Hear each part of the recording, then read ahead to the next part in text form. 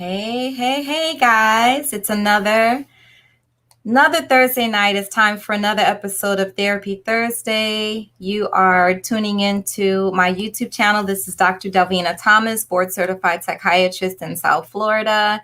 And we're ready to get this party started, guys. Party and have some fun. Get on the dance floor. Get on the dance floor. Get on the dance floor. I know you want a good vibe. Get on the dance floor. Get on the dance floor. Party and have some. Tonight we have a dating panel, a relationship panel, and I have some guests joining me because I can't always be the one talking about dating and relationships, sex, men and women, right? I have to have some help from some of my favorite personalities out here across the country. I have someone repping Philadelphia. I have someone repping Houston. We have two ladies here in South Florida with me repping South Florida. I have my co-host, who's Lynn Sturtevant. I have to ask him, where is he repping from? I forgot to even ask him that question. So he'll let us know. And we also have someone repping out of California. So I want you to take a look at our panel. These are our gorgeous, handsome, fine ass panel that we have on tonight. And not only are these people attractive, but they have a lot of experience in dating. So they are considered life experts in what they do, life experts in dating. So I would like to introduce them one at a time. But first, I'm going to bring up my co-host because I'm always the one, mediating a discussion. So, hey, how are you? Hi, Dr. Delfina. I am well. How are you? I'm very well. Thank you for joining me tonight, guys. This is Leonard Sturtevant. Am I saying your last name properly? You are saying it properly. Perfect. He is the love coach. So, coach, if you turn your volume down a little bit because I have an echo coming from your computer. Turn your volume down just a tad, or if you have headphones, use those, or earpods, use some earpods so that way there's no echo. And while you do that, I'm just going to mute you as I give folks your bio so they can understand why you are on co-hosting with me tonight. So this is the love coach, guys. He's a psychologist and relationship expert. He has a master's in psychology from North Carolina Central University and completed 140 hours of doctoral training in marriage and family therapy at Virginia Tech. He's conducted several workshops and conferences on relationships. He's held panel discussions on marriages and divorce. His main focus of work is in relationship, family consultations, divorce interventions, and the status as a relationship expert comes with over 10 years of experience and several publications in the field of marriage and family and relationships. So, are you married, Lynn?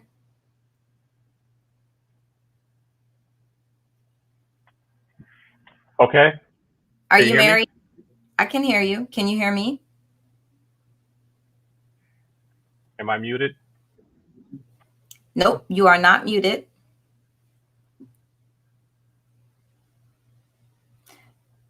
So I am going to pull you from the broadcast while you work on that for a second so I can introduce the other panelists. Just test your sound and your mic and you should be good. I'll bring you back. So guys, I want to introduce you ladies first. I'm going to introduce you first to Miss Marika Williams. Hello there. Hello. How are you? I'm doing well tonight. Looking forward to this panel. Awesome. So single, never married, married, what's up? What's your status? Single. As a dollar bill. Have you ever married? No, never been married. Okay. And what was your best date? Describe your best date. Well, he listened, and so he gave me a experience. So leading up to our date, he had a card for me. So every single day, he dropped off a card. And so that day just came to the next day. And then when we had our date, I was like, wow, whoa. So he definitely an experience to remember. He gave you cards leading up to the first date? Correct. That was like little clues as to what our date would be like. Wow. And so was the first date all that? it was all that. And I was just blown away. I had never experienced anything like that before. So I was very impressed. All right. Okay. So there are some men out here who know what to do for women when they're whining and dining and getting to know us. Yes, they are. Okay. All right. You'll be back. I'm going to place you back out. All right. And so next up, guys, we are going to hear from Miss Natasha Housen. Hello there.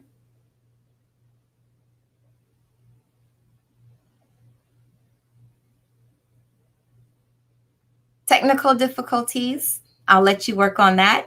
We're going to have to go over to the men. So let me take it to Mr. Brandon Chasting. Hey, B. Listen, delightful evening with Miss Dr Delvina. How are you? Hey, yes, we've been on before together. Yes. You've done some lives with me on Facebook, on Instagram. We've talked about relationships, men and women. I'm so glad to have you back. Mm-hmm. Thank you. Tell folks a little bit about who you are and what you do. I am the top motivator in the world and the sober messenger. I'm here to help those who are struggling with drug addiction, educate our community, speak on mental health and gun violence. Okay. And I love that tee you've been rocking. I don't want to kill you. I want to heal with you. That's right. I don't want to kill you. I want to heal with you. That's what we need in our communities is some healing. So guys, he has a YouTube channel. Subscribe to his channel, Brandon Chastain. Follow him on Instagram, b.mcfly_. He will be back. Thank you, Brandon. Thank you. All right. They call you Unc. That is, I am successfully transitioning from everybody's favorite Zaddy to everybody's favorite Uncle. So cheers to me for growth. I'm looking forward to mixing it up. That's right. So tell us, what's the biggest challenge in dating? I think the biggest challenge in dating right now is people not being realistic in their expectations, not being realistic in their value to themselves, more importantly, and they're not standing on it, right? People negotiate against themselves. That's why they never get what they want. Thank you so much for that. I'll bring you back, Wood. You got it.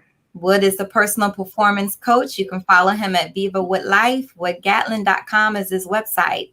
Now, this dude who I'm about to bring up now, my goodness, he is also on YouTube, has a YouTube channel. You need to subscribe to Mr. 1950. Yeah, we in this thing. We in this thing. All right. Okay. Hey. Okay. Yeah. Hey, thanks for the invite. Hey, let's turn this thing up. You know, I don't know the young lady, but boy, that sounds like some simping. Old boy was doing for the first day, putting the car and all that. Where did it get him? Where did it get him? Let's ask that. Where did it get him? Right. When she comes back, you can ask her that. We can definitely ask that. Yeah, that's good. Did it work out? Yeah. So, Mr. 1950, tell us, what was your best date? Whether it was a date you took a lady on or a date a lady took you on. So the best date that I've ever had in my entire life is when I took myself out. So I don't think nobody can compete with the love that you have for yourself. And I think a lot of times people look for validation from others. But the enjoyment I have bringing myself out, got me some crab and steak, looked in the mirror and just really, before I left, I was sharp and said, you know what? I'm that MF. So you know what? We're going to go out. We're going to have a great time and we're going to enjoy us today. So my best date of all time, nobody can beat the date with myself. So, loved it. Can I just say, this may be a stereotype to say this, but I hear women say that a lot, that they took themselves out on the date. Yeah, hey, I'm telling you, man, what did my man say earlier? Mental health, men need to start enjoying themselves because ain't nobody else going to enjoy you, brothers. I'm We just got to get out there. Oh yeah, we got to get out there and take ourselves out. We are kings, and we have to love ourselves. A lot of men. That's why you see a lot of men as suckers, and they do sucker stuff because they don't have self-worth. And what they do is they look for women to validate them. They like you never supposed to put a woman on a pedestal. You hear that statement all the time. Put her on a pedestal. Well, putting her on a pedestal means above yourself. You should never put nobody above yourself. So I'm looking forward to the panel. I'm ready to get it on today. Let's go. All right. Thank you so much, guys. Subscribe to his YouTube at Mr. 1950. Yeah. Y'all want some life. You want to change your life. All right. So I'll bring you back, Mr. 1950. Thank you so much. I'm so surprised to hear those comments from him because he's always talking about men emasculating themselves. I just have to say that. And I also forgot to mention that Wood Gatlin is always giving women the inside scoop to everything. Let's see if my last panelist is ready to go. Hello there. Hi, Dr. Delvina. How are you? Ooh, I was about to say, if your sound is not working, girl. Hey. And no, it's working fine. I'm here. Welcome to the show, Natasha. Thank you for being here. Thank you for having me. Yes, ma'am. So tell us, what are some of the biggest challenging in dating? And before you answer, for those of you just joining us, thank you for tuning in. I'm just introducing the panelists one by one, so that way you can see their handles, and also just to ask them each a question, and I will be bringing them all back together so we can have this serious, engaging discussion about men and women, dating, relationships, and sex. So what's the biggest challenge in dating, Natasha? Well, I would say one of my biggest challenges are meeting the representative, not actually meeting the actual person. People start out by representing themselves as someone that they end up not being. The more that you talk to them, get to know them. So I would say that's one of my biggest challenges. Okay. And that's probably pretty common. That's why we say you got to get to know someone for at least 90 days before you promote them. Thank you so much for sharing that, and I'll be bringing you back. You're welcome. So let's see if you're ready. Psychologist, can you hear me? I can hear you. Perfect. You're ready to go. So tell folks, where are you currently? Where do you practice? I am here in Durham, North Carolina. Perfect. Okay. So we got a little bit of East Coast here. We got Philly, as I said, Florida. We got North Carolina, Southeast. And so you are a relationship expert, a relationship therapist, and you help with divorces and marriages, family. Yeah, I put out a lot of fires because 90% of the people who get a divorce do not seek any form of therapy or anything. And so that's a really high percentage. However, 43% of them regret it within 8 months because they pulled that trigger and didn't get the help that they needed. Okay. So what are some common pitfalls that you've seen in relationships that have led to divorces? Well, I think the main question that each person in the dyad has to ask is, how do you love yourself? It is impossible to be in a love relationship and I don't know how to love myself. If I don't know how to love myself, I'll make you take care of me. And that's where the party starts, because all of your childhood crap comes up in a relationship. There's no other place to discharge that kind of energy other than being in a relationship. All right. I love that. You took it back to childhood, you know. Oh, yeah. I go down that road. Yeah, absolutely. Heavily. We have to. A lot of relationship problems stem from a person's childhood traumas. And also the relationship issues that they don't have. No relationship with dad, no relationship with mom, or a very challenging relationship with one of those parents. Okay, so let's go ahead and get this party started. Let's bring back our panelists.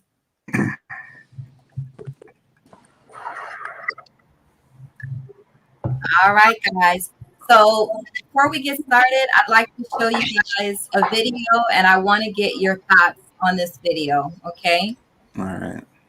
Intelligent, responsible, very attractive woman. Because when she's being domestic, the best lingerie is an apron. I'm going to tell you right now, the best lingerie for a man is an apron. Tell her to put it on. Ass naked with an apron on, prancing. Lingerie. This is what I'm trying to tell you, man. You guys out here with false attraction. Oh, them red bottom heels and them Gucci dress she had on, Louis. I don't give a fuck about that. Can you make pasta? Can you fucking put some lasagna on? Can you do some shit that I don't even know what the name of it? Oh, shit, this shit is good. What is this, babe? And she start telling you what the fuck it is. The fuck I'm talking about. That's what we need in life. We need. All right. I think I will go to the ladies first to see. Marika, I saw you making a face. How do you feel about hearing a man say that he wants a woman in an apron cooking and wearing her red bottom heels?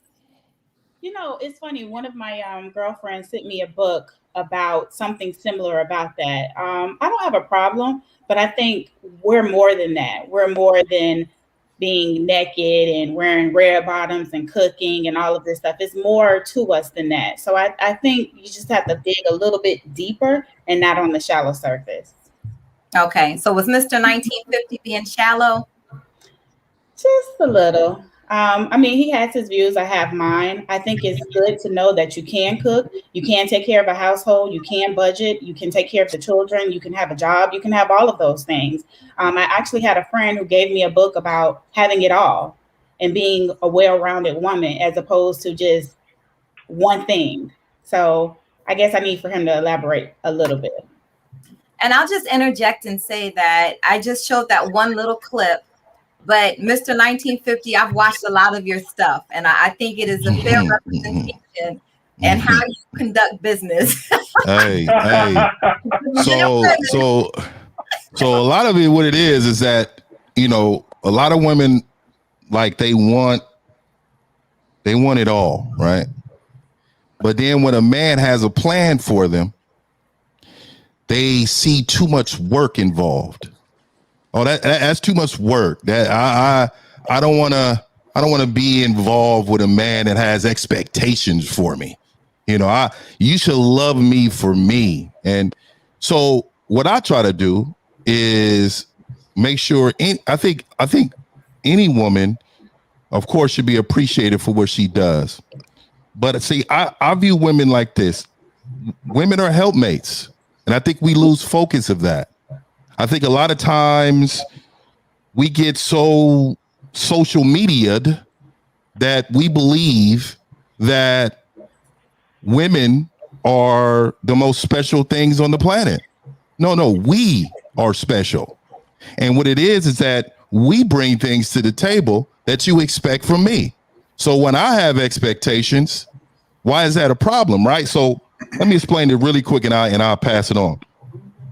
If we're out in public and a man said something to your face, you would immediately expect for me to check him immediately. And if I didn't, then you will have an emotional problem with that, maybe there or later on. You would be like, I do not feel safe with this gentleman.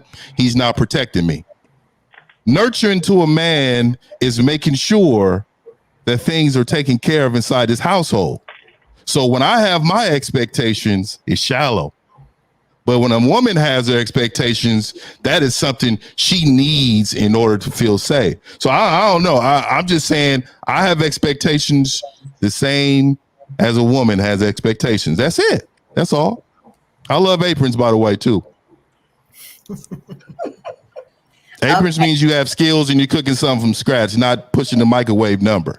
That's what we need something like grandma made it. You know what I mean? Let's get our kids in here and eat good with full course meals, not the Kraft macaroni and cheese in the box because we want to go out with our friends for happy hour. Where are you meeting? It's all good though. What you mean meeting? What you mean it's 90? You frowned at men earlier. This is 90% of women. 90% do not have skills. But when they say, "Oh, most men are bad," what do y'all say? Most men are terrible. Oh, I just want to just quit. I just want to. But when we say 90% of women are bad, there's no accountability in that. 90% of women can't make top ramen.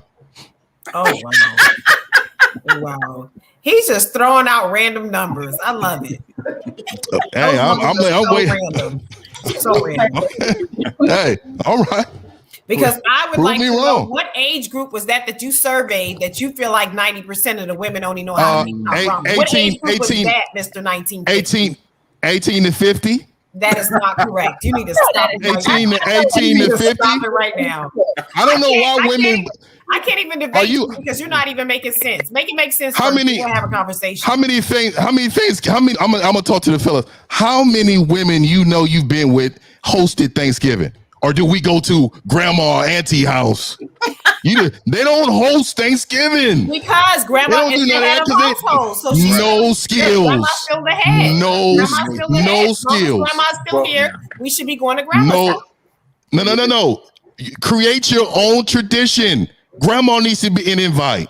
Okay, it is time for these age. Anybody can cook better than she can. So stop it. Oh, that's the problem. Somebody needs to challenge. Somebody needs to challenge grandma. Let her know, hey, my cooking game. You taught me well. Come to the house, grandma. Oh, come on, grandma loves me. Grandma loves me. They love. You challenge grandma then. Grandma loves strong men. So, just a second, ladies and gents. So, what I'm hearing now from Mr. 1950 is he believes that traditional women, or excuse me, modern day women, are no longer cooking, don't know how to cook, don't care to cook, and they can't cook, so they're not doing traditional things like hosting dinners at their homes. They're instead going to grandmother's house or to their mother's house.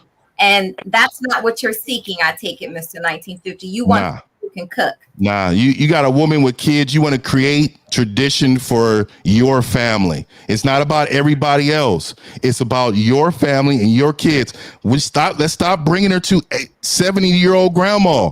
I love her, but let's create our own traditions here. Like when is grandma going to be? Who's the next one up? That's the name of the game. Stop with all this. Oh, let's just go to 8 different houses. No, we at our house. Okay. And we're gonna be hosting over here. I have a comment. Someone said, I eat really well. Get your ass in the kitchen. Do you know how to cook, Mr. 1950? Oh yeah, I enjoy cooking. But it's real. That's a real easy out right there when they say that. Because what they're saying is that I'm not investing in this man enough to make sure he's happy. I'd rather challenge him on his theory. You know what? If a woman wants me to take care of certain things in her life, then I'm gonna take care of those things in her life to make her happy. So making me happy will be cooking. Why would the first thing you tell me is can you cook? Why would you even challenge me on that? You should be trying to make your man happy. Ooh. How about try to make your man happy and say, hey, you know what? He right. I'm gonna make sure his belly is full and I'm gonna take care of him because that's something he really wants. You make sure they're happy. So okay, I'm with each other. Yeah, that's what we're here for. So I want to punt it to Natasha. Natasha, how do you make your man happy? Who is that giggling?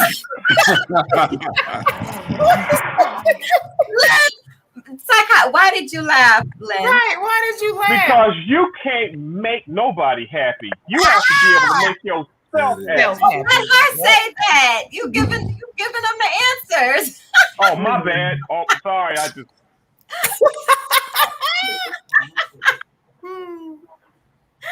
Okay. That is correct. You are correct in that aspect. And once we are both happy, then we're able to be happy together. And happy together means compromise for me. That's what it means. Okay. All right. So are men and women out here compromising, Brandon? No. And I think the reason why a lot of men and women are not compromising because they haven't got help for their past trauma. So most people are used to what they're used to. Most of us come into a relationship being a narcissistic. right? We want what we want, and it's hard to be receptive to anybody else where we don't even know how to be receptive. And I think that's the number one reason on why relationships, you know, they may start off good because of our dopamine, like that energy, that love, that feeling, that's something new. That's going to give us that energy. But after a while, we still came in with past trauma that we never fixed from the past relationship. So compromising for the time being, but for the long stretch, no. Okay. You got anything you want to add, Coach Lynn? Well, 85% of black boys grow up without a father in the house. If I never see a man love my mama, then I'm going to have problems because I'm going to turn to my peer group TV, and TV will inculcate you if you watch enough of it. I can make you think whatever I want if I have your attention for 80 hours a month, which is the average black adult. So 85% of black girls grow up without a daddy in the house. So she's never seen a man love her mama. That is going to impact the relationship on down the road. She's getting information from peer groups, from TV, and from the general environment. So these problems, all of your childhood crap is going to show up in a relationship. There's no other place to discharge it. So if I never seen a man love my mama, I have no prototype in my mind on how to do it. Unless there was a man in my life that showed me or was a model for me. Other than that, and we could talk about spouseification and parentification and all the rest of that stuff. If the boy child has to step up when there's no man in the house, because the vacuum creates. When the man leaves the relationship, it creates a vacuum. Who steps up in there? Normally it's the boy child. And we could talk about spouseification and how that's going to impact his relationships.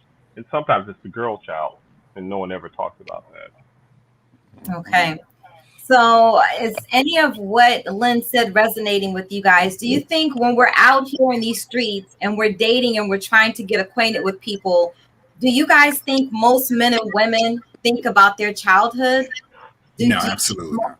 Do we think about the relationship we had with our father or didn't have with our father, or the relationship we didn't have with our mother? Are we thinking about that? Because I believe if we were thinking about those things, we would be better in relationships, because we would work on certain things. We would acknowledge certain things. We would try to tweak certain things so that we could be a better partner. It starts with us first. What did you want to say about that? I was just going to say absolutely not. I think wholesale at a macro level, we do not. In the dating world, everybody wants a participation trophy. They just want to be rewarded and want things to happen because they showed up. And showing up is not how you get what you want. I think most people have an adverse reaction to looking themselves in the mirror, taking a real good look at themselves in the mirror for who they are not, and deciding what they're going to change, what they're going to modify, what they're going to go through, as well as, dig this, a lot of people know their whats but have no ideas what their whys are. And if they knew their whys, a lot of times their whats would change, right? And I think that's what you run into. So you have a lot of people that are looking, I think as the panelists said, A, for validation, B, they have a chip on their shoulder. So when something's not up to their liking, instead of looking inward to see what it is, it's immediately attacked from an adversarial versus an ally perspective. I think when you boil all of that up, and then they don't want to realize the baggage that not only the baggage they are carrying and dragging, the new baggage they're running to get, you end up with what you end up with, which is the dating space as we see it today. Okay. So I asked some of you, what are some of the challenges or your biggest challenges in dating? Natasha, I asked you, Mr. 1950. I think I asked you about your best date and you said it was your own date. Brandon, what has been some of your biggest challenges in dating? In not showing leadership. I believe that every woman loves a man that's a leader, and not just financially, right? I'm talking about just being a leader, period. I realized that all the women that dated me didn't date me for leadership. they probably dated me for totally other things, like, you know, whether I look good to them, whether I was popular for them at the time, but it wasn't for leadership. Me personally, I always depended on a woman, even from day one. So that was my challenge, you know, like learning how to accept the negatives of who I am, because they've been presented to me, but I never took a chance to just listen to my inner self of saying and accepting the fact that you're not a leader. You know, you're just leading with everything else but leadership. So that was my biggest challenge. When you say that you relied on a woman, what do you mean by that? Just everything, financial, when I'm gonna eat, where I'm gonna stay, when I'm gonna get the next sex, just all of that in one. You know how, you know, sometimes, I mean, I wasn't just a guy that was just sitting up here not going to work and playing video games all day, but you know, the majority of my adult life, I'm gonna say after I graduated from high school, has always been dependent on a woman. Okay. So someone is saying that they respect your honesty, but why were you afraid? Why were you afraid to show leadership? Say it again. Someone states, I respect his honesty, but why were you afraid to show leadership? Because I was immature. So I show leadership in different ways, but I didn't show leadership in leading a village or leading a couple or leading my mate at the time. So, and that takes a major responsibility. You know, anybody can lead with their penis. Anybody can lead with their physical attribute, but the leadership part of it is a little bit different. Like, can a woman depend on me if she had to sit down for a while? And that answer, yes. Oh, okay, yeah. No, I'm yeah. talking about for me personally. Oh, okay, yeah. Okay. So thank you for that transparency and for being so honest. That's a place where you once were, but you're no longer in that space. No, not at all. Clearly. I ain't been in that space for almost 3 years and 9 months. That's what's up. Okay. Well, congratulations on that. Transformation is major. Yeah. So, Lynn, Mm-hmm. what would you add to that discussion point that Brandon was making about learning to become dependent on a woman for your necessities, your life necessities, and then making the transition to becoming independent? I think oftentimes we see it as the other way around, where women are leaning more so on men and relying on men, and they're more dependent on a man. However, I think also in certain, I would say in certain communities and certain subsets, that you'll see a lot of that, of men relying on the woman to provide the domicile, the living arrangements, the roof over the head, the food, paying the bills, and they're not responsible for as much because there's certain dynamics that may be taking place, such as whatever he's doing in the streets or out in the community. Does that sound right to you, Brandon? It sounds absolutely right. Drug addiction. You're just creating. It's like you're doing the bare minimum to manipulate yourself as if you're doing something.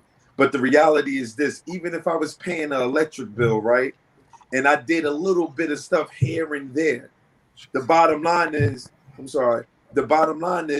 when it's all said and done, this is what I'm talking about. When it's all said and done, can this woman and these children, if any, can they depend on you? And if the answer is no, then all that little bare minimum shit don't even count at the end of the day. Anyone have comments? Now, I agree. I would kind of actually echo some of his 1950s points. So here's the deal, particularly in our community, right? Men have not been taught to be men. And when I say being taught to be men, you can look at it from a stereotypical definition, but even if you say, have you taught yourself how to love yourself, how to take care of yourself, how to look out for you, whatever it means to you? There are 4 different men on this panel. And if you ask each of us what it means to be a man, there are probably going to be some common threads. But much like a political platform, a man needs a platform to stand on based on who he is, based on his taste, based on his preferences, his scruples, etc. So you have to do the groundwork first. And then once you do the groundwork, that's when the world opens up to you. And I think that's what Brandon saw, right? He didn't do the groundwork. He was just reactionary, just acting. I'm sure there was a lot of pent up stuff, feeling like women kind of owed him or should be doing this thing. And then whether it was a life event or something happened, something triggered, and he was like, no, I'm going to let my nuts hang and I'm going to go do this, win, lose, or draw. No matter how it comes out, I'm going to put my shoulders up, back straight, 10 toes down. I'm going to make it happen. And once you do that, the world just opens up for you. You really out in the streets having it your way. So I echo that point. And I think that is kind of going back to Lynn's point, right? That's that situation where when you had the nurturing or lack thereof, raising a community of young men, and then they're thrown into this pool, right? And then we're taught, and I'm an advocate for women, but then we're taught that everything that's special is from a woman. You don't realize the specialness that you have in of yourself, right? You don't realize that what's in between my legs is just as important as what's in between your legs. You're taught that who you are is based strictly on how much money you make, what kind of bag you get, and how many women you lay, right? You don't realize sexual discipline is a thing and all these other types of things. So I think that is what exacerbates that. And then what happens, right? It's a carrot and it's a stick. So if you keep getting and doing the things that gives you the rewards, if you will, what's the incentive to change, right? If there hasn't been a trigger, an event, or some evolutionary thought in your growth as a man. And I think that's where it's happening from a male perspective. And I think you'll find the inverse on the side with women, right? It's 2 sides of the exact same coin that you can't, it's like DNA. It's intermingled. You can't extrapolate it and pull it apart, right? So as you get one together, right, then that's going to happen. So statistically, you can tell me all these statistics about black men and black women. Let's say it's true at a macro level. At a micro level, I don't see none of that shit. So the dating pool that I run in, I don't run into any of that at all. It's a reason for that. None of my homeboys are those statistics. None of the women that I date or engage are in those statistics, and that's a reason for that. But I digress. Men, I'm not as articulate as my brother there, but I will tell you is men are soft. So bottom line is they're raised soft, they're mentally soft, and they play the victim as if somebody cares about their feelings. Like nobody cares in this world about a man. You need to understand that you have to find a way to get it, no matter what happened in your life, your childhood. Look, nobody cares about a crying, soft man.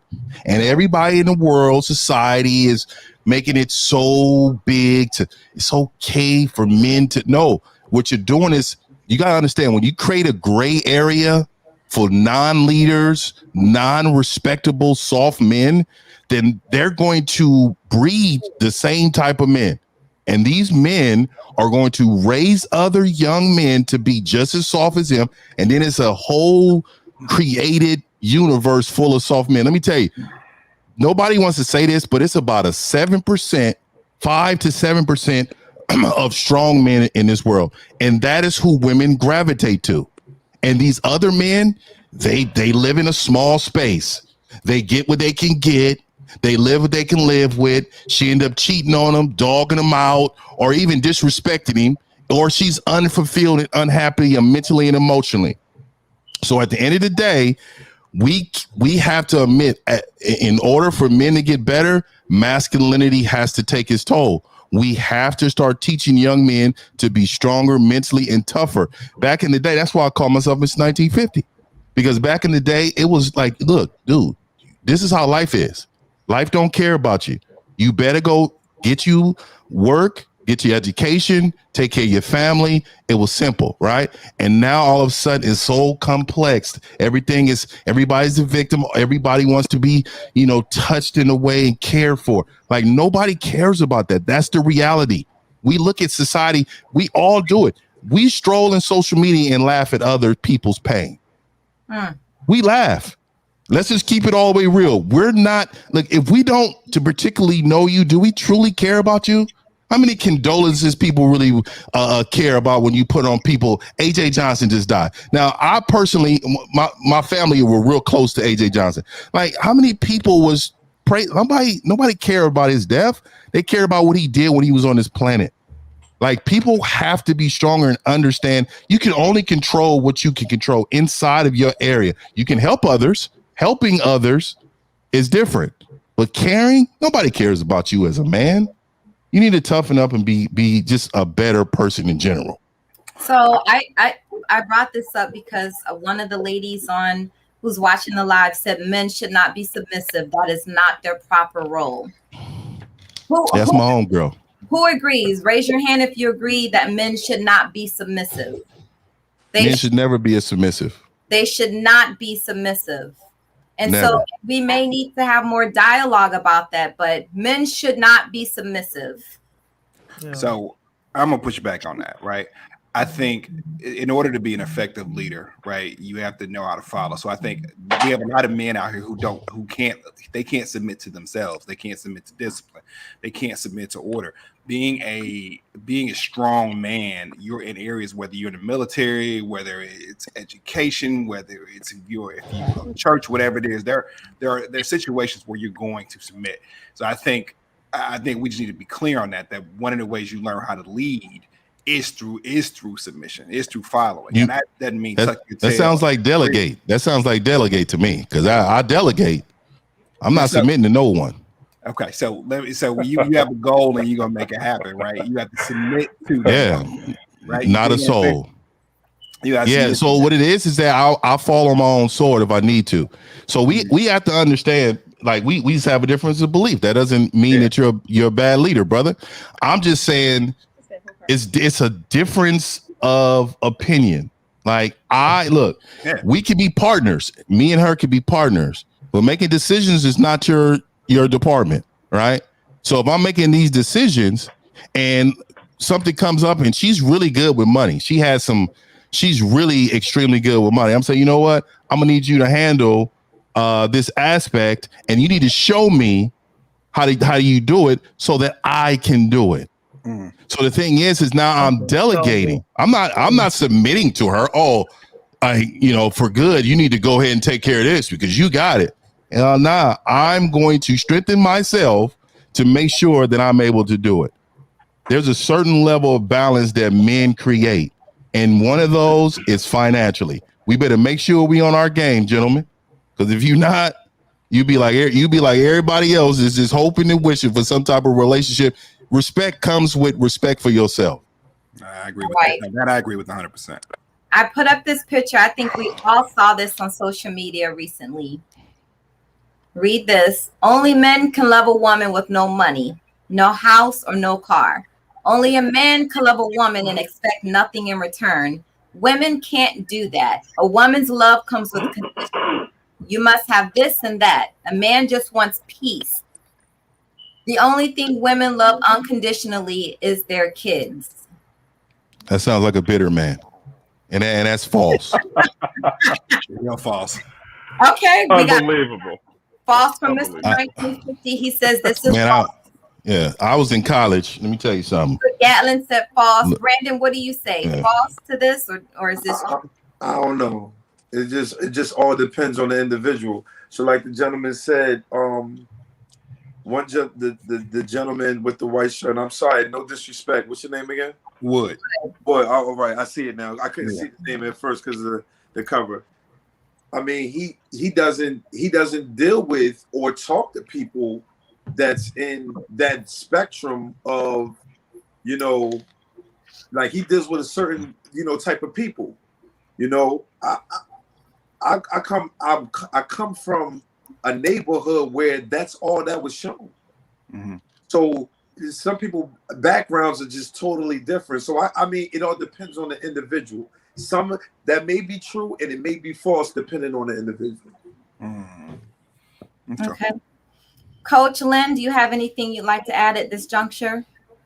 Woo. Okay. So this patriarchal convenience.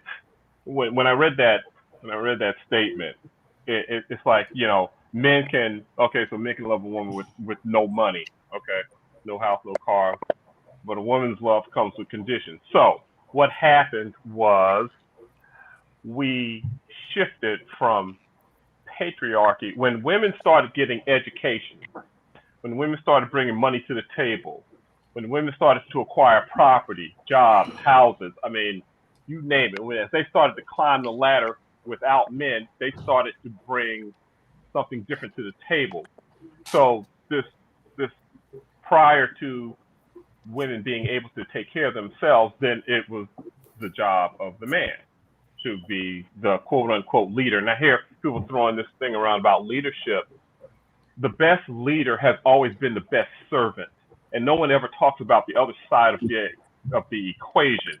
You know, leader. You know, submit. You know, no. You got, if you want that woman to be submissive to you, then you have to serve her like a butler. Okay, then you can get what you need. And then what does that mean? What does that mean, like a butler, brother? What does that mean, like a butler? You serve her. It means exactly what I said. You serve her. I need some real clarification. Dad in the house, that you wouldn't know what that looks like. I got a dad, mom and dad married. Like, I don't know. Like, I'm telling you, right? That's what I'm saying. You talking to somebody that know the game. I'm just trying to figure out, brother. When you say butler, I think that's quite disturbing, because if a woman, if we said that about a woman, how would we feel about that, brother? We say, a woman needs to serve her man like a butler. Well, you see, the thing is, it's reciprocal, because there's going to come a time when you laid the hell out and you can't do shit for yourself, and you're going to need somebody to serve you, right? Well, I mean, let me tell you something, brother. Right? God got me. God got me, brother. You talking to a straight silverback here, man. Hey, I just dealt with 3 weeks. I just dealt with 3 weeks of COVID like a champ. Took it on the chin. Can I? Yeah. So can I speak on that real quick? Sure. So I wasn't raised with my mother and father, right? They had me at a crazy young age, 14 and 16, right? But I was raised to be a warrior for the wrong reasons. Mm-hmm. Like, I was raised to not, like, I was always told, you better not let them hit you. You better stop crying like a little girl. You better keep fighting and don't ever give up. And I was raised on principles, right? And sometimes I feel like guys from my community that was, you know, aggressive, been locked up, and you know what I mean, like been through ups and downs and never had a mother and father around. I think we stand firm on principles that matter, but they don't matter when it comes down to relationships. It's like we're being taught principles like, I can protect you. I ain't gonna let nobody do nothing to you, but I can't do nothing else as much as you want me to. And from my neighborhood, a lot of women is just looking for a man's man in that department. You know what I'm saying? So that's why I'm saying, like, all this is just depends on the individual. Yeah. Well, I think too, man. Oh, go ahead. I'm sorry, D. So I just wanted to give the ladies an opportunity to jump in. I asked the guys if this was true or not. Ladies, talk to me. Tasha, I'm going to start with you. Can you love a man with no house, no car, no money? Could you love a man with no house, no car, no money? I would say the younger me could have, but the adult grown me, no. Absolutely not. I think when you're younger and you and the person that you meet may be trying to figure it out and you're at that point in your life, then sure, definitely. But like I said, I'm a grown woman right now. I own my own home. I have my own business. I have several things that I'm doing right now. I have raised a very functional 18-year-old son on my own. So no, congratulations. Thank you. I don't think I could introduce him to an adult man that is in the age group that I'm in that presently does not have a car or home. So no, at 20 maybe, but not at the age I'm at right now. So I think that's all relative to the age group that you're in and the space you are in your life at that particular moment. Okay. Marika, what says you? I definitely agree with Natasha. At this age and stage in my life, absolutely not. I did a pivot in my career. I changed from working in government to now a nurse, finishing nursing school. And at that point in my life, someone told me, he was like, why did you wait into now to just change careers? You know, you had this and you had that, but at the same time, you want more for your life. And whomever that I'm with, I want them to want what I want and even more. So dating down is not something that I can tolerate anymore. Knowing who I am, having boundaries for myself, especially self-respect. I have a 15-year-old and I am building a legacy for us. I am her role model. And I definitely don't want her to feel as though she needs to do things just to have a man. Because when you do things like that, you open yourself up to so much hurt. And at this point in my life, I will not tolerate it. I will not be hurt ever again. Okay. So interesting to me that the fellas said that this wasn't true, but the ladies just said, hell yeah, this is true. We can't love a man that has no money, no car, no house. We can't do it. Not at this point in our lives. So it's relative. You shouldn't say that what we're saying is relative to the space you are in your life. Right. So it's yes and no at the same time. Yeah. Well, at this point in your life, no. So, right. It's you got to have equality. I mean, you have to be equally yoked. Education, finance, religion, spiritual. I mean, all of that. If you date up, you're going to be a saint. If you date down, you'll probably be an asshole. And so what everybody is saying is you got to date right here. This is where intimacy occurs, right here in the middle. You can't have intimacy dating up or down because there's no equality. You can't have intimacy without equality. So I think this, getting back to that point, right? A lot of people, let's just be honest, you just don't need to be fucking dating. If you don't have, it's like if I go to the casino, right? I can go to the casino and I can play blackjack. There's going to be a $5 table. There's going to be a $25 table. There's going to be a $50 table, and so on and so forth. You need to be able to meet the table stakes, the mandatory minimums for the table in which you wish to play, period. And if you don't have it, take your ass out the casino, go get your resources together, and then come back. And I think that is a prioritization. You know what I mean? And let's be clear, right? There's no this isn't a gender thing. This is a human thing. Because there are plenty of women who don't measure up to what it is they want, and same thing with men. And when I'm saying measure up, I'm talking about meeting the mandatory minimums, right? Like if you have a child, you're not gonna give your child Scooby snacks because they clean their room and got some decent grades. Now maybe because they consistently perform and do this, then at that point you acknowledge the consistency. But just doing what you're supposed to do, there's no participation trophy in this game. It's not. You winning or you losing. There is no in between. You got to realize the attack on black males. So let's get down to the micro level of what's been happening, especially the attack on heterosexual black males. So this thing has been going on for years, and when the Civil Rights Act of 1964 was passed, the only time a woman needed a man was for sperm and lifting heavy things. Other than that, there really wasn't much use. So this attack on black males goes back 400 years. And you can see, even when you look at TV commercials, you see white men positioning themselves with black women. And again, it's this constant inculcation that the attack that black men are under, it leads to the 85% of black boys not having a daddy in the house.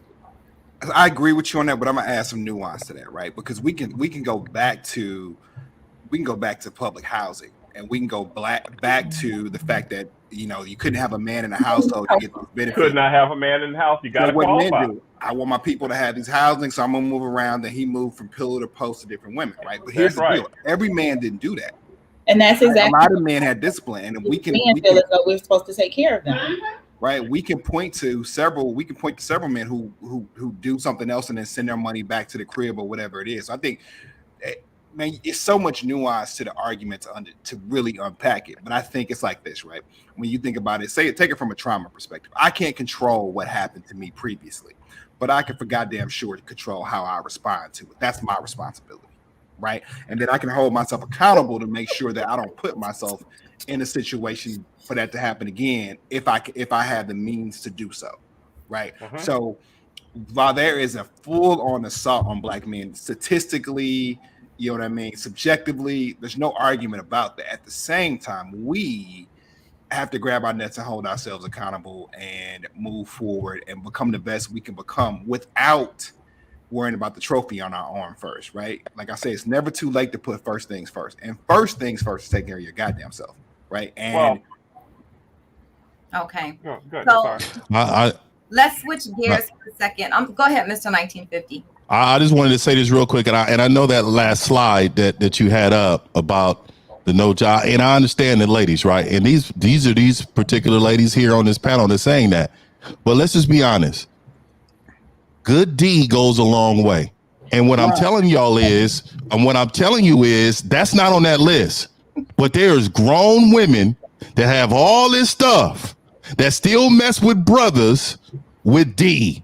And because in their head, that's validation, or this is something I need and want. And then all of a sudden, he's living in the crib. A lot of women really don't want to face the fact that you are a jump off too. Some men just need a rebound. Like my grandpas used to always say, hey man, if I'm broke, just drop me off at the club, I'll rebound. And it ain't gonna be nothing for me to go ahead and get one of these women.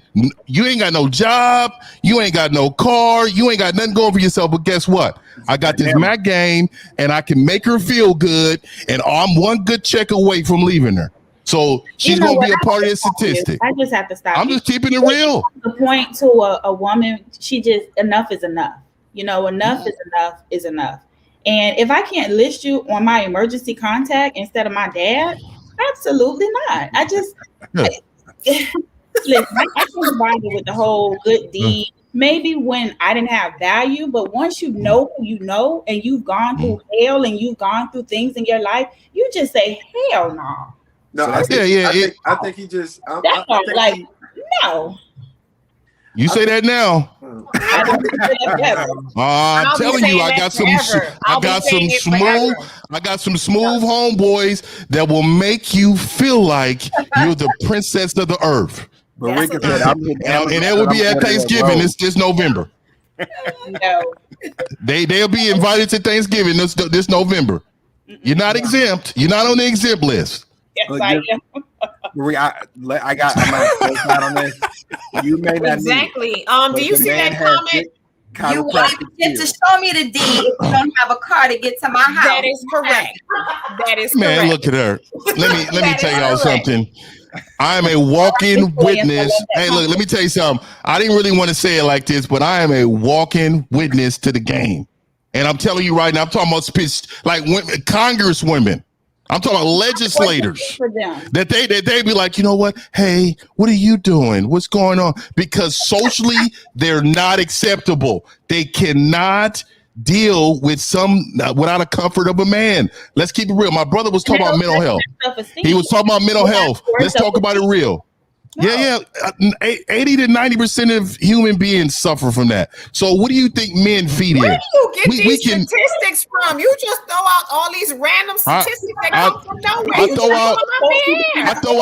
throw out in my world. This is my world right here. What's going on here? The 50, what do you do? You survey 50 people you know? No.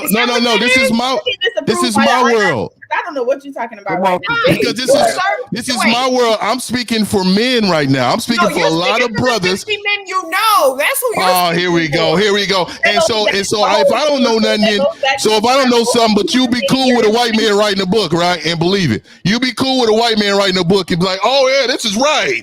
He done did it. He done surveyed. Well, I can easily put out an Amazon books with survey. You have not made an attempt. I can three-way one of my homeboys now and tell you the same thing.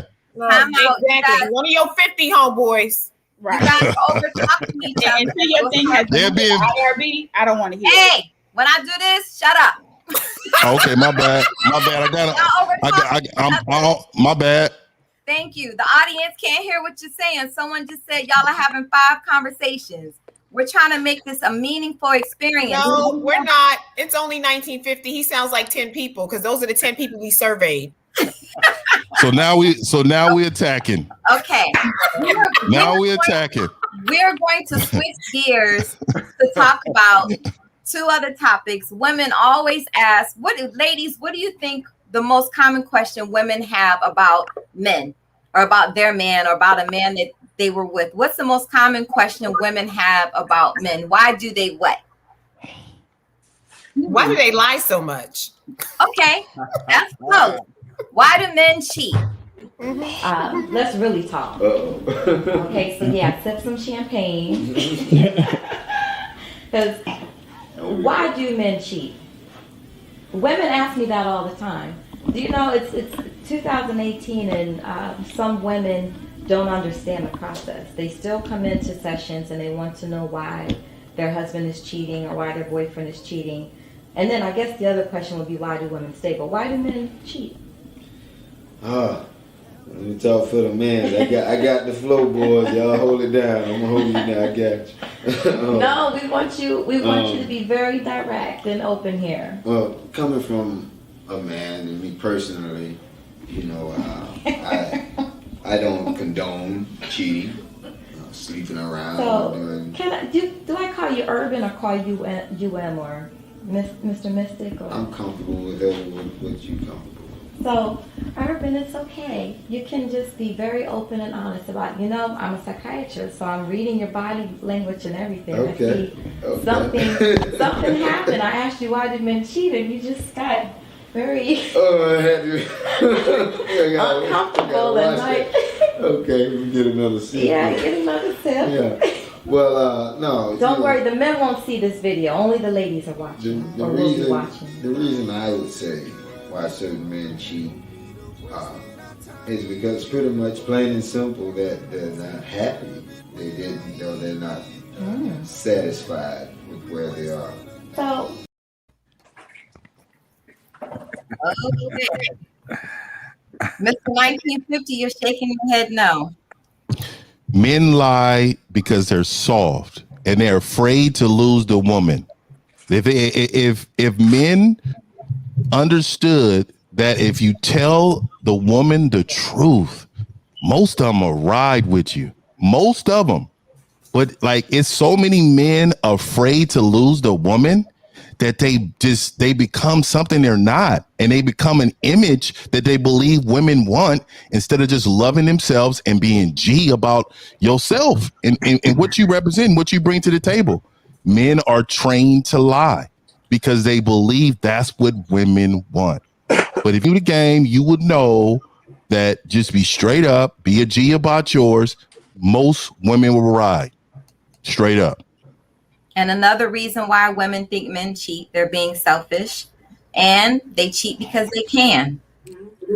Everybody can cheat. Coach Lynn, what have you been told in your sessions by men when you're doing couples counseling and you're counseling a couple? What does a man say? Why did he cheat? Well, what a man falls in love with is the image of himself in her eyes.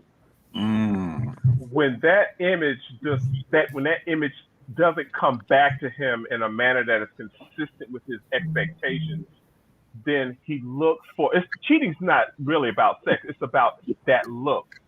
So when you look into her eyes, you see yourself, and you see all parts of it, and she loves you.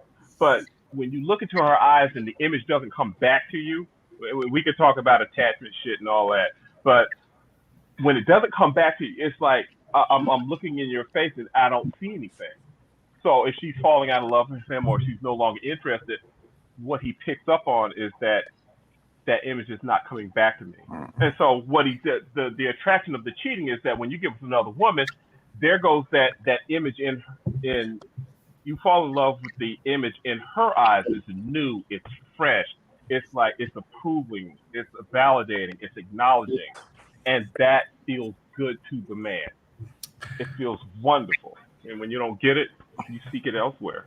And the sex is just window dressing. But the bottom line is that when he looks into her eyes, he needs to see himself. So I'm about to partially. I think that is a well articulated but wonderfully lacking description. Right.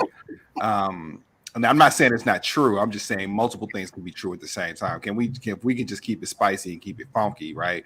Some just do it out of straight fucking greed, right? There are men that cheat strictly for the gratification, sexual gratification. Now, a lot of times the underlying issue behind that gratification is self-esteem. It's all these other things that come attached with it, right? But we just need to be honest. Men naturally and are taught to compartmentalize. So we don't naturally see our physical and sexual interactions the same way a woman does. That there's a stage or a triggering event in which those two come together. So if you don't see it as a big deal and it's not a thing, you will continue to do it. Now that kind of goes back to if a man has a funny relationship with the truth, if he has situational integrity, circumstantial integrity, right? He turns the truth circumstantially, or there's a difference between a relationship between truth and honesty, right? The truth is just, this is the fact. I did not screw that girl. The honesty is, I didn't screw that girl when you thought I screwed her, but I got knocked down in the parking lot of happy hour, right? That's the honesty, right? So until you at the point where you can just let it hang and be that and stop compartmentalizing. But again, we paint with really broad paintbrushes when we need to get the fine point out and really do it, because it's a lot to it.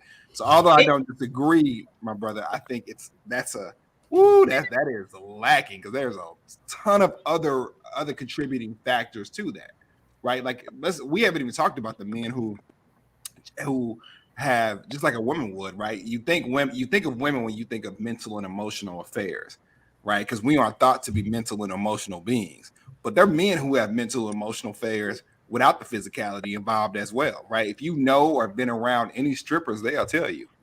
There's a ton of them. The dude ain't even knocking down. He just needs somebody to talk to. He wants to get his day off. He wants to get through it. He wants to talk about it. All these other things. So it's not always just about getting to it. You know what I mean? So well, let me further define that. So the only place a black man gets any vertical intimacy is from a woman. Okay. Black guys don't. When you see two black women who don't even know each other, girl, where you get your hair done? Girl, them shoes are popping. Girl, your dress looks, all these compliments. You ever see two black guys do that? Yes. Never. Yeah, all the time, bro. All the time, I've bro. never seen it. I've never seen two black guys give each other that kind of vertical intimacy. So the only time we said different. Vertical intimacy is when he is horizontal. We say, "Oh, you clean out here, boy. Right, you clean out here. I see you out here. I see you out here doing it. You at the stoplight. I see you having your way. It's love, bro. I see you out here, bro. Yeah. Well, it may be a recent phenomenon, but that ain't been what's going on. So the only time we get that is when we're horizontal. That's the only time. All right. I just particularly think, and I think it's been proven over and over again, that men are just not wired for monogamy. I mean, that's really what it is, where a lot of the cheating comes from. They're just not wired for it. They try it because they feel like society expects them to be monogamous, but it's just not something that's natural to the average man. I got to give it up for you, girl. You know that's right, because monogamy is not natural. Exactly. I don't think it's natural for women either, though. And men are not truthful because they feel as though if they do tell you the truth, that they want to be able to have multiple sexual situations, that a woman can't handle it. So that's why they hide it, and it becomes cheating and not something else. So I'm going to pass it over to Brandon, and then I'm going to show you guys a video about polygamy. Go ahead, Brandon. Now, before I get started, are we talking about all men or black men? Because I've been keeping my men and women in our community. So are we speaking on all men? Let's talk about black men. Black men, thank you. Black men are the most sexiest creatures to all women. That's a fact. Every woman in the world loves a black man. Every My God. woman on in this galaxy thinks, we're not talking about money, we're not talking about nothing else. The physicality of a black man looking like an African Greek god, our physique, our stature, the way we walk, the way we talk. I don't know why God made us this way, right? It's not fair. Appreciate you, brother. See, this is the love. This is the vertical love. Right. The vertical love. The vertical love. So at the end of the day, and this is why we are the most entertainers, whether it's in porn, whether it's in sports, wherever it's at. If a black man is entertaining, that's because we are the most loved and the most attractive. Now, see, I can't speak on everybody else, but growing up, my mother used to tell me, you don't need one girl. But that's probably the culture, though, right? That's probably something that she's been accustomed to, right? Oh, I tried to play this lover boy role and deal with one girl, and she used to be like, oh, you too fine to have one girl. And in my hood, I heard plenty of women say that to their young boys because of their psychological thing of, damn, you look just like your father. I miss your father. You are a representation of him. But I ain't gonna even go there though, because that's the mental aspect of it. Right? Okay. A lot of I just said okay. A lot of our go ahead. No, go ahead. Finish your statement. A lot of our mothers have instilled in us, based off of us looking like our fathers, the ones that they were in love with, to go out there and be this fine man. Look at my fine son. Then growing up, if you had swag in junior high school, the girls was just flocking on you. Swag, you play some type of sports, they're flocking on you. And as you get older, the one thing about a black man, we want to conquer. So I believe that black men can faithfully love you. I just believe that it's been instilled genetically, God's given gift, that we are so attractive that it's hard to just say, well, you know what? I'm gonna be with one woman when women keep pushing themselves on us. Okay. So what's wrong with they do push? What's wrong with polygamy? Has anyone considered polygamy? And in the United States, we're all about just one man. On that, monogamy has failed for the white man in America. But this is like saying it's okay. It's not me saying it's okay. This is how they're living. I'm giving you the history of what their life is. Black men haven't been waiting on me to tell them it's all right to have more than one woman. Neither have white men. This is just what they do. I'm not talking about fornication and adultery.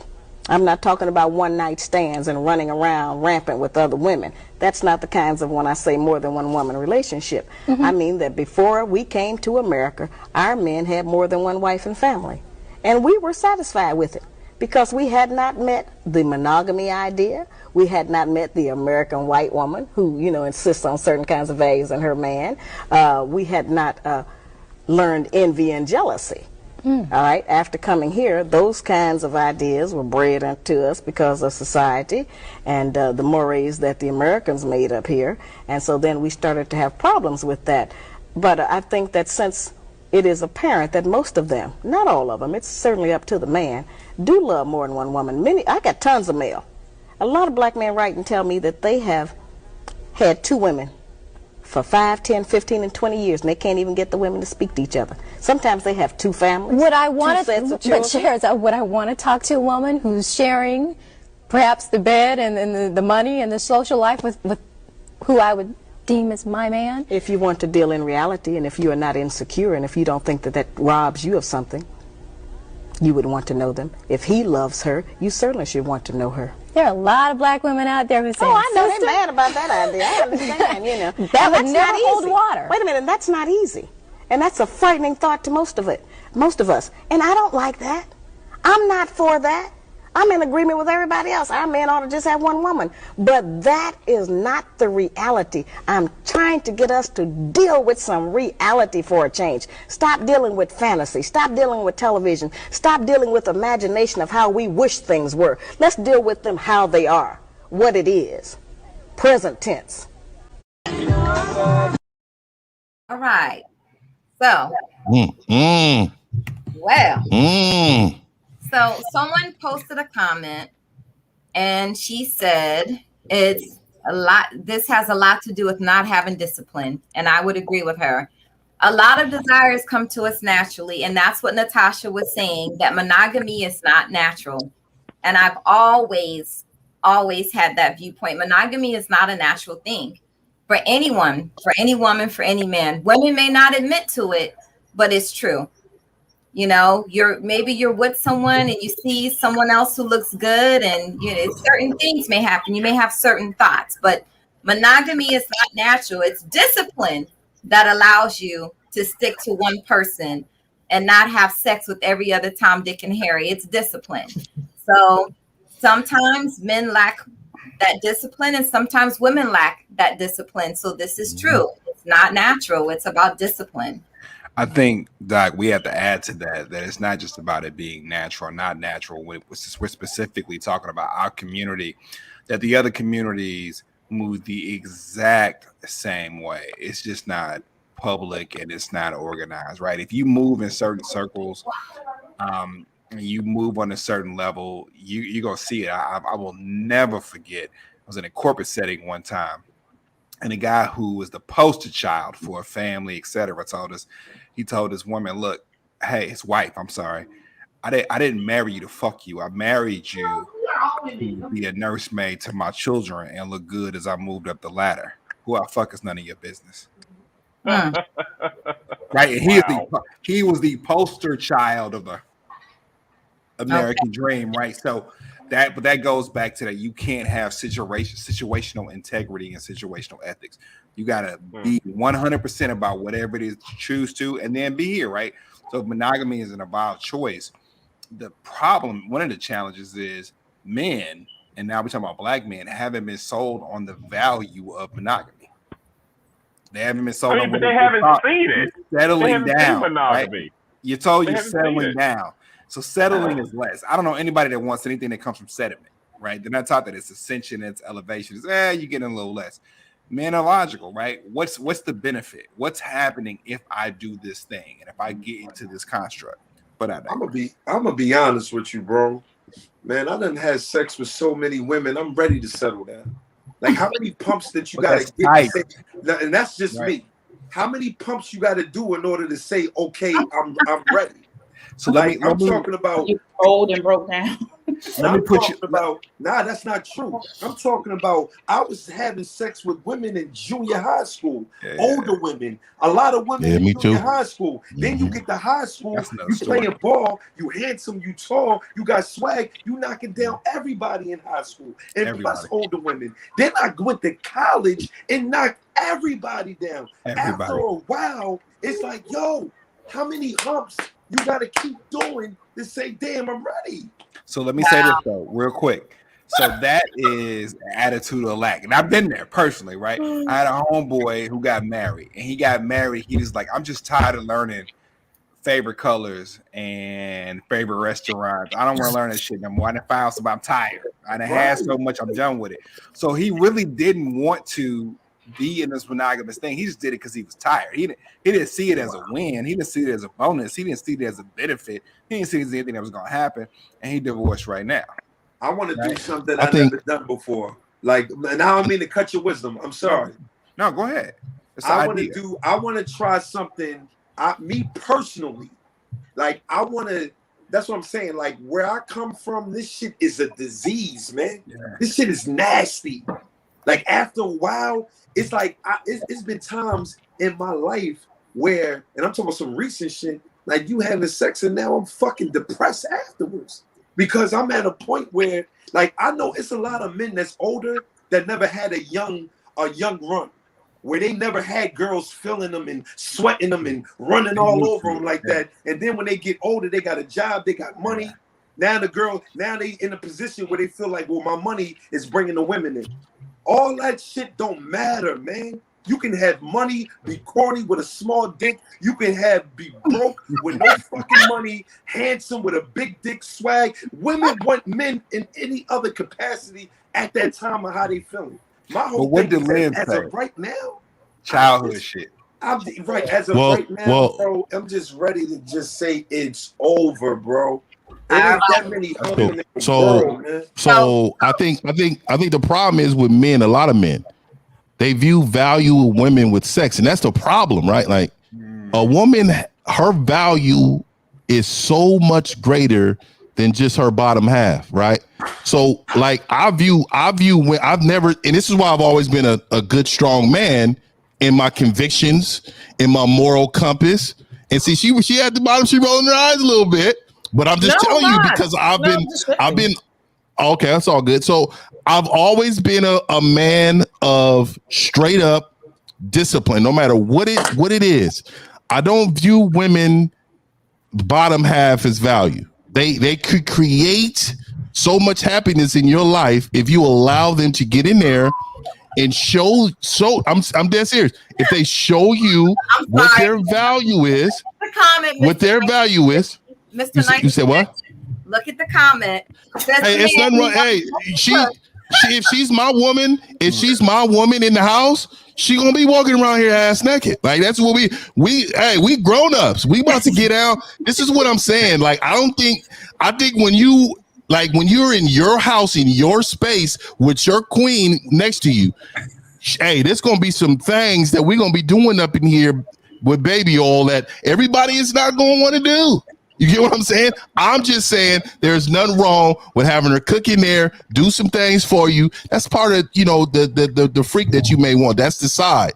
But in general, like ultimately, a woman brings so much value to you. This is why there's too many thirsty men out here and they don't have value for themselves because all they're doing is chasing the bottom. I'm with my brother up here. I'm sorry, brother. I forgot your name already, but like my man was spitting the game because he's right. Like I've been messing with chicks since middle school. So you don't have the perception as I get older. When I was younger, it was pool parties, was taking them down. Women are not special. Like it is really easy to get a woman to have sex with. The special ones are the ones that you can connect with on a totally different level. Women are easy. And if you've been in the game, you know that women are easy. Marika is really looking like she's been making some faces. So we do have to get ready to wrap it up. This was a very engaging conversation. I really already. Yes, it's been an hour and a half. In the kitchen, wait. We didn't have a part two. Yeah. Oh, I got right now. Right now, part two. I don't know what that is, but it smells good. Okay. Okay. I'm just, I finally agree with him. Let's see these comments. You want an award sleeping with a lot of women only proves you may not know what you want. Okay, this is true. And someone actually sent a DM to me and said that he cheated on his wife because he was not happy with who he was with. And someone asked the question, what about women that cannot accept a man being a leader? And I think we should talk about that during the next segment if you guys come back on with me. That has been a problem for some women not being able to allow her woman to lead. I think that's an issue. Fantasia talked about that on the Breakfast Club before, and I posted that on my Instagram. And I got some kickback from a lot of women about me agreeing with Fantasia that a man should lead. And I'm not ashamed to say in my household, I want my man to lead. I don't want to be at work making the decisions for my staff and running things, and then I go home and I got to run my household. I want my man to run my home, to run my household. That's the time. That box wet, man. Trust me. You got a leader, that box stayed wet, man. Trust me. That's facts. All facts right there. That's right. All facts. All right. So we're going to get ready to wrap it up. I want to give everybody an opportunity for some last words. So Ingrid B wants to know, I think this is for you, Mr. 1950. It's 9:30. I'm in Cali. It's 6:30. Okay. I'm in Cali. It's 6:30. Okay. I don't know why they don't understand when you got the package and when you got your thing going. It ain't nothing. Just submit, ladies. It's all right. It's all right. All right. So let's get some last words. We're going to go with Miss Marika first because we haven't heard from her in a little bit. Last words. Make your last words. You know, a couple of statements. Don't give me a thesis because we got to get ready to wrap up and get out of here. Miss Marika, I on would you. say, ladies, keep your value and don't fall for wooden nickels. There's a lot of men out here, a lot of good men, a lot of bad men, but you know who you are, have those boundaries, and know it's a complete system. Okay. Ladies first. I'm going to Natasha. What I can say is women need to, not only women, but people that are dating, they have to get into enjoying the journey, not setting their eyes on the destination. Enjoy the journey. And I think that will make dating a lot more fun and you'll get a chance to get to know who you're talking to. That's right. So enjoy the journey with whoever, whether he has a car, no car, a house, or whatever, all the other stuff too.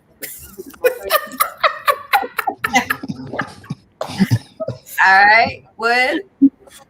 I'd say specifically for the gentleman, right? If you're not getting what you want, it's either because you chose wrong or you're not right. Bam. I like that. Mic drop. B. Brandon. You know, I just want to say this, man, for the women, man, just because you don't cheat doesn't make you a good woman. And for the men, just because you pay all the bills doesn't make you a good man. I feel like we both have to think about going into the next relationship. What can you do better as an individual so you don't bring those toxic traits from your last relationship into your new relationship? And trust me, it's more people that's single looking for the money and the clothes and all of the fancy stuff than it is people that's not looking for those type of things, man. So think about that. I like that. Thank you so much for that comment. Mr. 1950, apron and ass out. Tell us. Yeah, it is. Hey, there it is. I just said I want men to understand. I'm so sick and tired of the industry complaining about women all the time.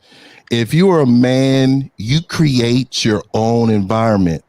As a man, as a leader, you create your own environment. You vet these women. So if you're unhappy, it's because you picked this woman. You didn't lead her. She's not bringing any value in your life, and you want to complain about her. So I'm just saying, men, before you get married, make sure you have a plan on life. Do not just getting married because you see little Instagram or TikTok videos. Be a man. Make sure you lay out the plan and make sure she understands that she's now on your program. If she don't want to be in your program, move on. There's several women that will love to be in your program, and it's getting a little warmer. So all these little hot girl, independent women, see this fireplace in the back? You might want to grab you something.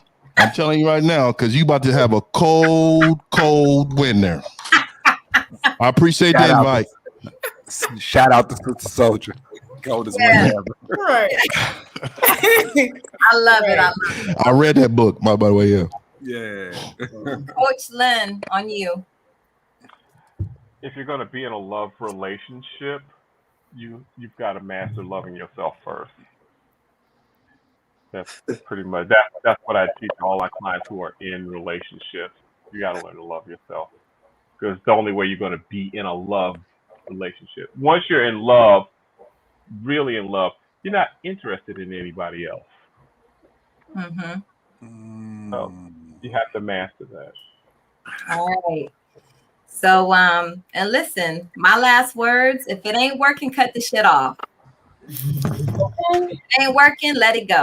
Come on, Dr. Delvina. Slow clap. Cut it out. Cut it out, Dr. Delvina. Cut it out. You Those are are the my doctor here. Give us a little bit more than that. You have one life to live, and that life you should be happy. You should not be in a frustrating situation where a person does not appreciate you. If you're not being appreciated, you're not being respected, there's no reciprocity, and there's no love, you should reconsider that relationship. Thank you. And that's what I'm saying. Oh, you wanted the psychiatrist version. I mean, I'm more of a mental guy, so yeah, I needed that, man. Thank you. All right. So I so truly appreciate all of you spending a part of your Thursday night with me on the couch. Thank you for taking the couch. I hope that you guys come back because I thought this was very engaging and thrilling. And I do believe the audience enjoyed it as well. Mhm. Yes. Man, whenever. Thank you Hey, for just let me having know. us. Comment. Yeah. As a gentleman, we appreciate it. You know, it's our community needs to have these conversations. It's more than a kumbaya and 90-day rule written in somebody's book, right? Yeah. We need to have an Right. exchange of ideas and some back and forth and some disagreements, quite Right. frankly, because we're not all the same. So people can figure out this is what works for me We all come individually, from different backgrounds. and then I'm gonna have the integrity to stand on my shit and move with that. So salute to you. Salute. All right. Even if there is love, if it ain't working, be out. Yep. So, and I think that's Men don't need love. Men don't need no love. We want respect. No, I want Respect some love. me. You don't need to First. love me. I need Respect hugs me. and touch. Respect. Yo, Give listen, me respect. still No, need love. listen. I've been I around need respect. wolves. I've been around wolves. I need Mm-mm. let a lion sleep on the bosom of a sheep, bro.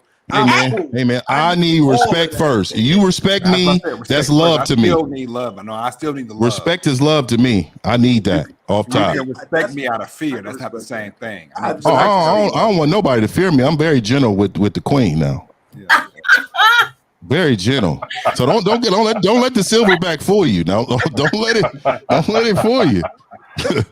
I'm gonna leave it off. Can we, I love my Don't- sister so much. I love all of y'all. Thank Love you too, for Dr. showing up. Delvina. yeah. Thank Been you. G. Been real. Yes, Bye, thank you Dr. for D. those true personalities, y'all. All right, everybody say brain love. Brain love. Brain love. Brain Count it love. down so we can say it. Brain love. We black people. Brain We move on the 2 and the 4, not the 1 and the 3. Count it down. Okay. Count it down. Yes, Yeah, we can say it at the same unison. time. Okay, all right. 3, 2, 1. Brain Brain love. Wasn't that much better? I have a That delay. was me. I think it was.